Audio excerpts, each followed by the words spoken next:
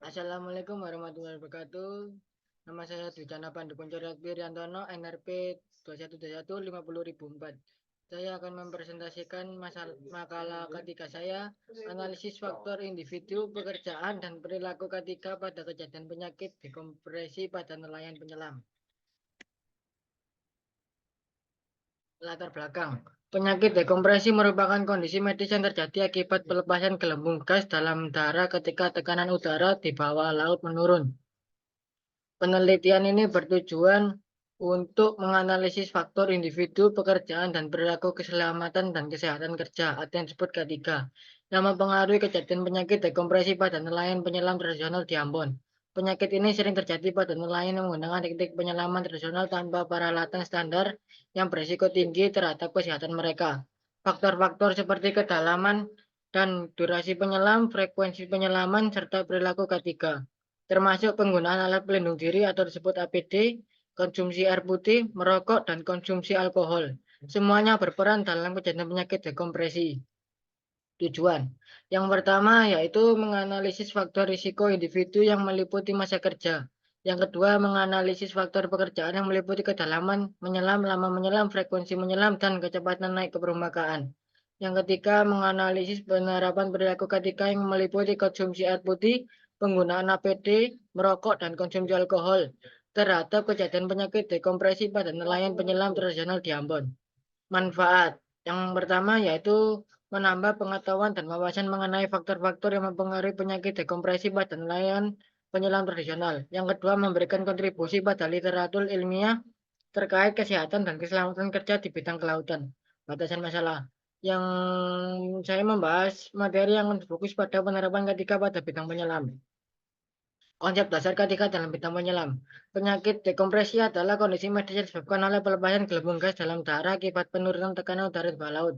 Ini merupakan masalah kesehatan yang signifikan bagi nelayan penyelam tradisional di Ambon yang sering melakukan penyelaman tanpa peralatan standar yang memadai. Penyelam yang bekerja lebih lama cenderung memiliki risiko lebih besar terhadap penyakit dekompresi karena paparan yang terus-menerus terhadap perbedaan tekanan. Namun pengalaman yang lebih banyak juga bisa membantu mereka untuk lebih berhati-hati dan mengikuti prosedur penyelam yang benar. Peraturan ketiga dalam bidang penyelam. Yang pertama yaitu penggunaan alat pelindung diri. Yang dimana itu yang dimaksud selalu menggunakan pakaian selam yang sesuai, masker, snorkel, dan tabung oksigen.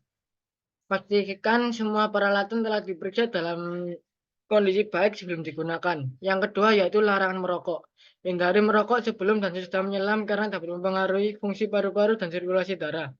Yang kedua, merokok dapat meningkatkan risiko cedera paru-paru dan penyakit dekompresi. Penggunaan alkohol, yang dimana itu jangan mengkonsumsi alkohol sebelum dan sesudah penyelaman. Yang kedua, alkohol dapat mengganggu konsentrasi dan reaksi tubuh terhadap tekanan, serta meningkatkan risiko kecelakaan. Data pendukung untuk penyakit dekompresi dalam penyelaman.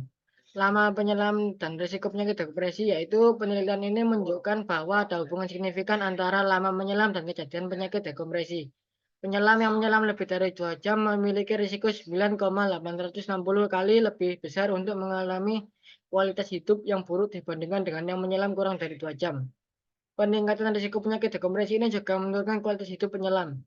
Yang kedua, kedalaman penyelam. Kedalaman menyelam juga terbukti menjadi faktor risiko yang signifikan. Penyelam lebih dari 30 meter meningkatkan risiko penyakit dekompresi sebesar 1,890 kali dibandingkan dengan penyelaman kurang dari 30 meter.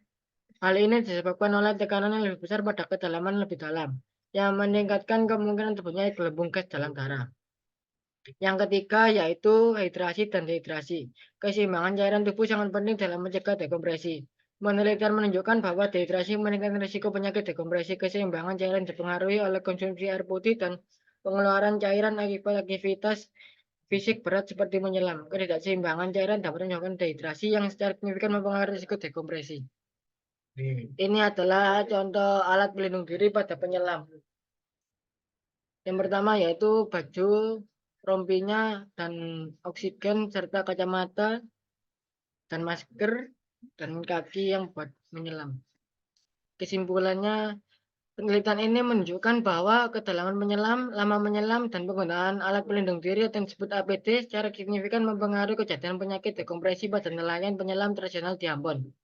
Penyelam yang melakukan penyelaman lebih dalam dan lebih lama memiliki risiko lebih tinggi terkena penyakit dekompresi. Selain itu, penggunaan APD yang tepat dapat membantu mengurangi risiko ini.